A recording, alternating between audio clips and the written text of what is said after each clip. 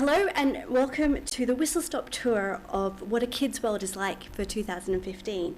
For the next 30 minutes, we're going to take you through some of the key insights that have come out from our Discovery Research's Kids Qualitative Media Tracker. This tracker is conducted with kids aged 3 to 16 and their parents, and this has been going on for the last 5 years. The aim of the tracker is to explore the key changes that have occurred when it comes to kids' consumption interaction with media and how this has changed over time. So what does 2015 hold? Well, you may be surprised to know that kids are using the internet. Okay, we know this is not a new trend, but what is changing and what has been the pinnacle of change for 2015 in the children's media landscape is that kids have forged ahead in terms of how they're using their connected world to find things, consume things, and interact with things. This generation have never known a world without being connected, so it's no surprise that Wi-Fi, for example, is more important than air, water, and potentially their parents. So we wanted to kind of tell you about a kid's world in 2015 and introduce you to some of the lovely respondents that we spoke to.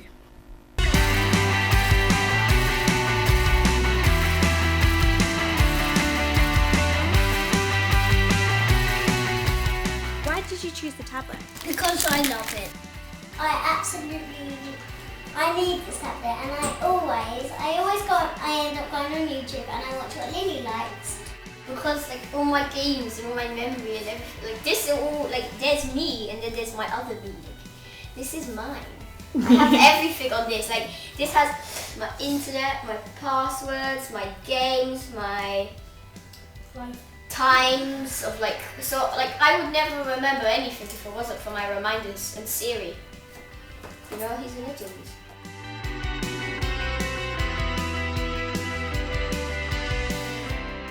He's got autonomy. I think that's exactly what it is. I think it's his thing that he can control and be in charge of. I think she just enjoys having the device in her hands, in her power, watching something that she enjoys the look of, and then the language sort of comes second, and she's not really that interested because I think she enjoys having it to herself.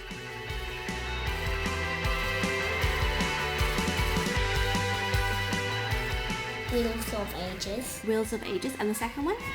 CBBC. My favourite apps are Instagram, Snapchat and YouTube. YouTube, iPlayer, Netflix, Minecraft and Subway Surfers. YouTube, Instagram, Twitch and Akinator. Netflix, GTA Los Santos, YouTube and Spotify. Snapchat, Instagram, Spotify, BBM and YouTube.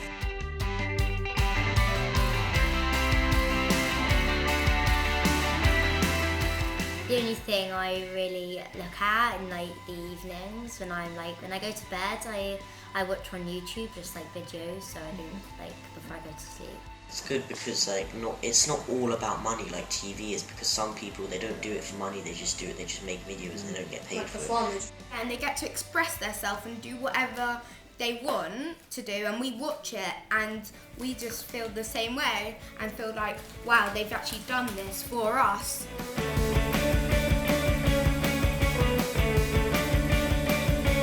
If something big happens in YouTube, it's going to be on YouTube. Something big's happened. Everyone in the world is YouTube. Yeah, they do get us because they allow people of all age to express their feelings, and you can relate to that.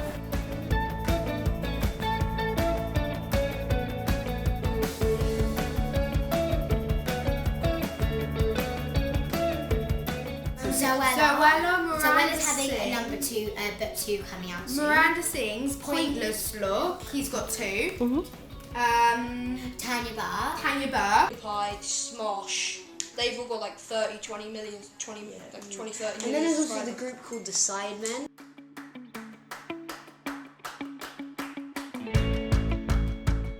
So both of my children have their own separate profile, and Astrid, who is really still really into Peppa Pig and Barbie, she watches a lot. Because my son had one first and then my daughter felt left out, but actually it's a really nice thing because what they watch is different and then it's all there kind of in their own folder, I suppose. Felix would always go to Netflix. And how do you find Ninjago on Netflix? Well, it's actually right at the top of my Ninjago, of my Netflix. It's something where you can watch like videos and like films and stuff. Loads of films on it. It's a film website. And programs. And programs. And Series.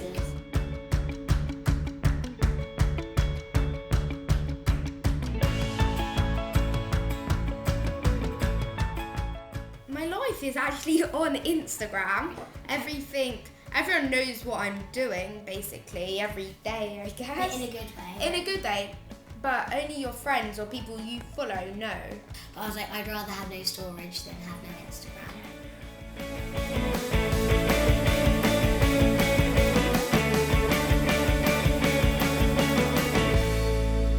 So 2015's been quite a big year. We've seen kids' perceptions of media change. They no longer actively look for content. Content comes to them. They no longer have to rely on just one device because they actually have 3 other devices that they can use. So kids are standing up proudly and actually saying that 2015, it's all about me, 24/7. And all about me philosophy revolves around 3 key things.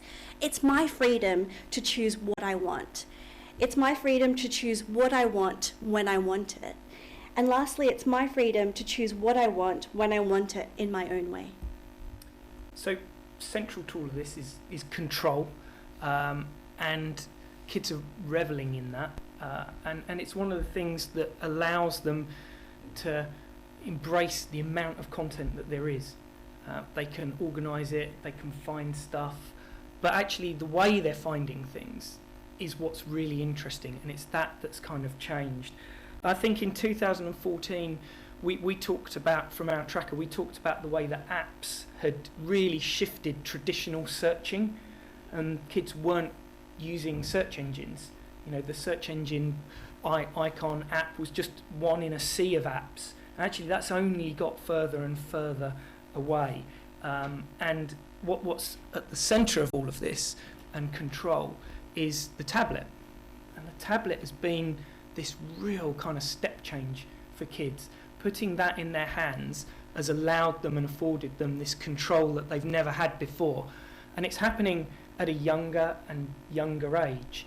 I think in the Ofcom stats from this morning, Alison was saying that 7 in 10 households in the UK now got access to a tablet in the household. Now that's huge, and that's come from nowhere.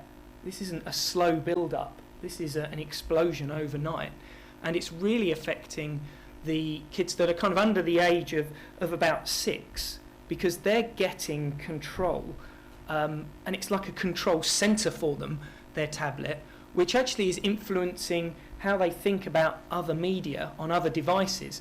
It's changed their expectations, for example, of what they think they're going to get and see, and how they can control TV. And I think it's that kind of control and manipulation that's really starting to shift and change their attitudes, even at that kind of preschool age. And it really kind of came through to the parents that we spoke to, when some of them were saying, God, do you know what? Actually, the first time that my child watches a TV programme won't be on TV.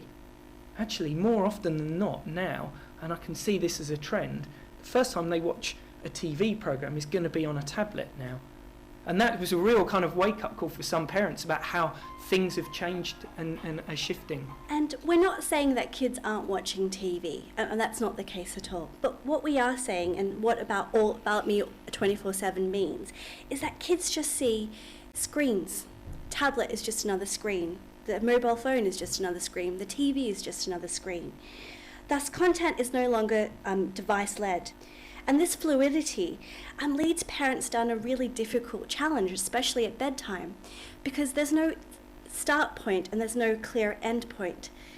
A great example is Emma, who we spoke to, who's 12 years old, and her friend Laura recently got into Dance Mums. So one Saturday morning, she started to watch it. 3 hours later, she's like, I really like this. I'm going to see what's on YouTube. And then a few hours after that, she started following them on Instagram.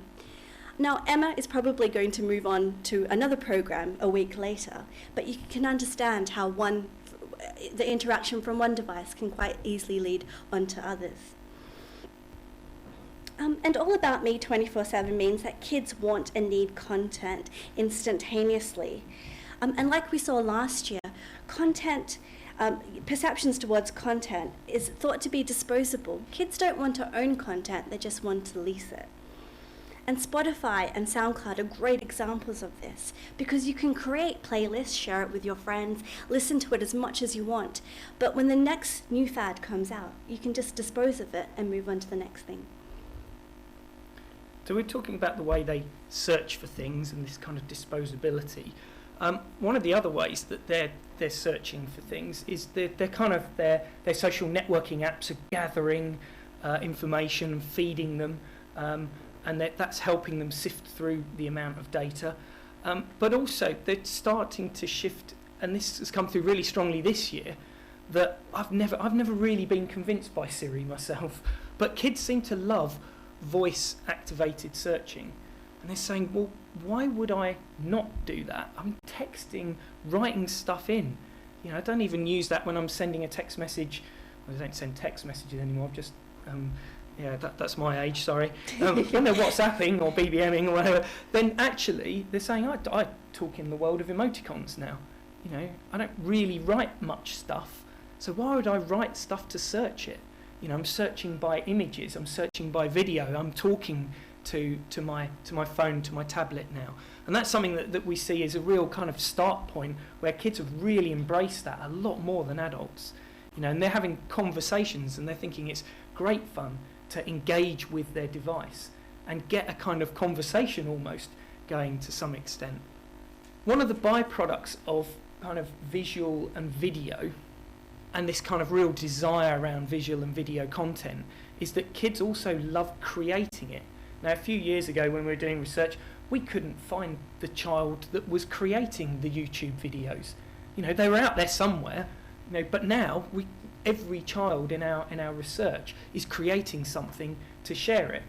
Now those kind of social networks have evolved and changed over time, and some of them there weren't around a couple of years ago. But actually this is something that's really kind of changing that landscape as well, is that not only are they searching for and finding things, they're creating a lot of content as well. And it kind of comes back to Zuckerberg's law, which is the notion that each year consumers will share twice as much content as they did in the previous year. Our kids are doing way beyond that. They're really leading the way in that sense, and it's video that's really kind of at the forefront of that as well. And I think one of the things that's really important is that they're looking at the way that they're kind of creating things on and offline. So one of the things is that these worlds are colliding now, and I think in a couple of the earlier presentations we were looking at play and has digital changed the way that kids play. Well, in our sample, one of the things that was clearly happening was that play was an extension between online and offline. They were going to YouTube to learn how to do something, to then do it physically, but also record it, take pictures of it, edit it, upload it, share it, and the cycle begins. So kids don't really see a kind of content sort of in isolation, as it were. So there are content providers who are kind of acting very much like a channel, for example. So where they've got something up online, they're acting like a channel. Kids don't even really understand the phrase channel. They don't know what a TV channel is really. What they understand is content, and they want their content to be kind of seamlessly move across two different platforms. And the tablet again is really helping this at the younger age, where play is really exaggerated before they become the teenager looking at the social media in a little bit more isolation. Well, no surprise, YouTube is definitely on top of the list. And it's the default place for kids to go, to find things, to create things, to share things, to find out what others are doing. And the reason why it's so popular is because it's always changing, it's always evolving, it's flexible, it can be personalized. And we asked this question, what would happen or how would you feel if YouTube was taken away from you? And this is probably one of my favourite quotes. Wow, a world without YouTube. That's a big thing to take in. You wouldn't want to take days off school because you would not have anything to do. I lived in a world without YouTube, and I can say that's not true. But it's also where kids go to have a voice and for that voice to be heard. And increasingly, it's now a place where kids can go to listen and to find out about new types of celebrity. YouTube has given rise to peer celebrities that differ from everyday celebrities that you would find, say, in films or in TV. These peer celebrities are felt to be really approachable, trustworthy, and real, and just part of the everyday life that kids lead. And their following is unbelievable. Zoella, who is we've shown here, is reported to have more subscribers than the top 5 women's magazines in the UK put together. And Alan talked about the offline and online worlds kind of merging together. Zoella has released a book, which all the girls in our focus groups were talking about. They've had it. They've bought it. They've bought the 2 books that she's released. Other YouTubers that some of the guys or the boys mentioned have been at events, which they're really excited to kind of go and meet them. And some of them have released clothing lines, etc. Netflix is another one that's been a big mover and shaker in our kind of tracker in the last year. And one of the reasons why it goes back to an earlier chart, which is it's using visual search really well, especially for those under 6s who, let's face it, they're not kind of got really good reading skills to go through an EPG and scroll ahead of it and read it and then read what's coming up. What they want to see is a video, and they want to see a little loop of the video or an image of which of their favourite cartoon characters. And Netflix is doing this really well. And I think the other thing that it links back to and why Netflix is being really embraced by kids is because it gives them their own world. So it's all about me. That's the content that I want. But also it's dispensed with any channels. As we mentioned earlier, it's just a collection of content. And that's what they want. They feel that that's much more speaking their language than trying to put them into a box. Snapchat does this really well as well. A couple of years ago there was a lot of discussion around Snapchat and there was a lot of kind of concerns around it. Our kids kind of fell out of love with it for a couple of years and now they've really embraced it again. And one of the things that it does really well for them is that it's evolved over time. So it's really embraced video a lot more. It's embraced being able to add friends. You just tap your phone against somebody else's phone. It's made things really easy to add people. But also, it's allowed them to focus in on their stories, and it's become about them. They're the centre of attention. And what our kids in our sample have really liked is taking pictures and video across a day and uploading their day in a life of story. They don't really care about the fact that it all disappears. They're not hung up on memories and photos in the same way as emotionally we are as adults. In actual fact, it's a way of controlling content. It's creating it, using it, recycling it, and it disappears. Actually, they're not hung up on that, and that's why kids are leading the way in the kind of evolution of Snapchat being one of the biggest movers and shakers in social media and social networking of the moment. It's a real resurgence story with kids. So what does this all mean? I hate to be the bearer of bad news, but it's all about them, all about me. They don't really care about you. It's all about being able to personalize content, have the content that they want to interact with. And they're not looking for a fake relationship, that they kind of want it to be real. Content is king, and that's never going to change. But what's important to remember is that content is not just for one screen. It needs to be for all screens that kids have access to. Content is leased. They don't want to own it. And you have to remember, content is disposable. What's in fashion this week is probably going to be out of fashion next. So if content is king, then how do we talk to kids? How do we get in this it's all about me world? And I think one of the key things that they talk to us about that we want to impart to you is it's all about the banter. And the number of times that comes up is really strong. Using banter to create relevance is queen if content is king. You can have all the content in the world, but if you haven't got a connection with them, then they're going to ignore it. And actually, this is the key learning that we talk about. And it sort of brings us on to our final example. Lovely. There we go, Karen. So one of the things is that we said this, and this isn't a political point, actually, luckily. This is kind of a point about how one company really rode the wave of banter. And that company is Nando's. And this is when your Nando's is extra cheeky. And this all started with an exchange between a UK child or teenager and a counterpart in America who said to him, hang on a minute, what is this new product? What is a cheeky Nando's? I love the sound of that. Is it extra spicy? Is it a new chicken burger? What is it?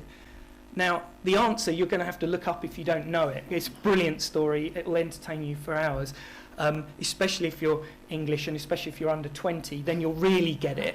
But it is all about the banter. Banter is the rapport that you have, the kind of jokes that you share with a friend that really only you understand. So, yeah, exactly. Yeah. So it's all about that chat that you have with your friends, that informality that can create a bond. It's kind of very English in its sarcastic nature as well. Now, this conversation that happened, we've got just 1 minute to do this. So this conversation that happened was the American not understanding sarcasm in that sense, that kind of banter. And so actually, the story that goes around has created more than 100,000 tweets. It's created more than 20,000 Instagram hits. It's created 10 YouTube channels with over 1 million hits on them. This has created a huge social networking wave. Now, Nando's has looked at this and said, do you know what? We're going to embrace this. We're not going to fight it, because some of it's not that complimentary about us. The type of youth that loves a Nando's is a bit extra cheeky, shall we say. But they wrote it and they said, you know what, we're going to embrace this and we're going to take the piss out of ourselves a bit. We're going to let them create it. There's a lot of memes like this that were created as well. Anyone that's got the kind of cockerel sign, which is the Nando's logo, has been used in that way. And actually, this was what kids loved about it. They said, you embraced us, you let us run with it. They got themselves in a huge amount of positive light because they found the guy that started this and they gave him a lifetime reward card, as much Nando's as you ever want. Right? He was the Bantosaurus Rex. He needed rewarding. But they also took the mick out of themselves and they've gone with that a lot more. And I think, just to finish up, it's the acknowledgement that a cool brand, and let's face it, did we ever really think Nando's was that cool? Probably not. But a cool brand goes with the flow. They understand that we're always changing and they adapt to it rather than fight it. And that's a really kind of important point about making sure you remember that it's all about them. They want it to be about, they're the centre of their own universe. In the previous session we heard about they don't like recommendations. Well, this is it. They don't feel that Nando's was trying to start that conversation. They just harnessed it. And that was what was really important. That's a really key learning and hopefully an insight into banter for you.